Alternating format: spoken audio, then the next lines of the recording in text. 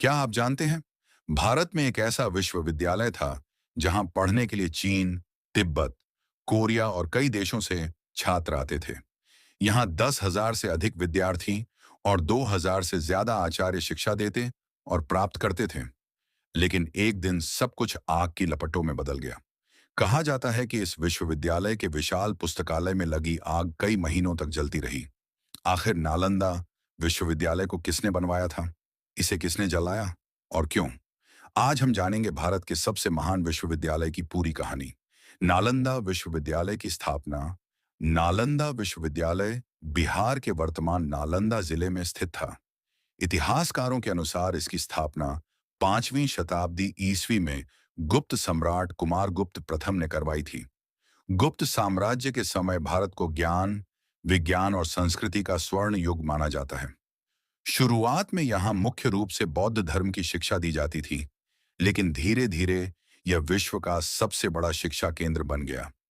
बाद में सम्राट हर्षवर्धन और पाल वंश के शासकों ने भी इस विश्वविद्यालय का विस्तार कराया और इसे भरपूर संरक्षण दिया।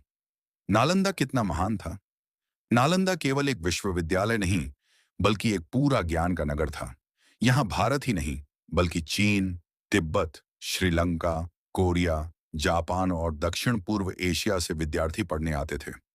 यहाँ गणित, चिकित्सा, खगोल विज्ञान, दर्शन, व्याकरण, राजनीति और बौद्ध धर्म सहित अनेक विषय पढ़ाए जाते थे। नालंदा में प्रवेश लेना आसान नहीं था। पहले कठिन परीक्षा देनी पड़ती थी और बहुत कम विद्यार्थी ही उसमें सफल हो पाते थे।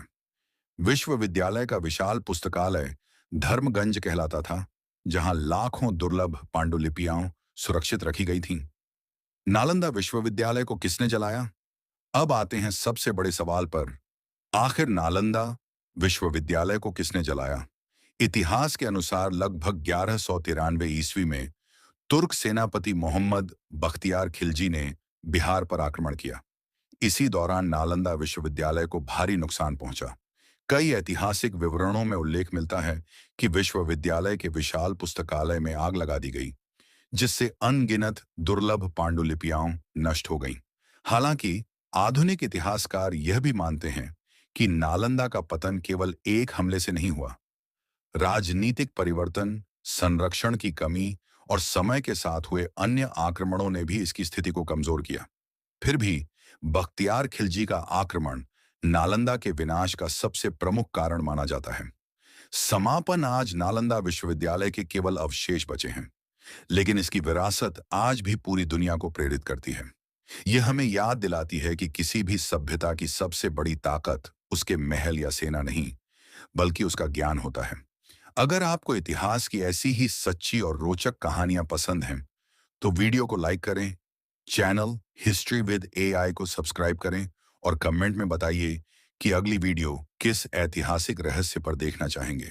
धन्यवाद।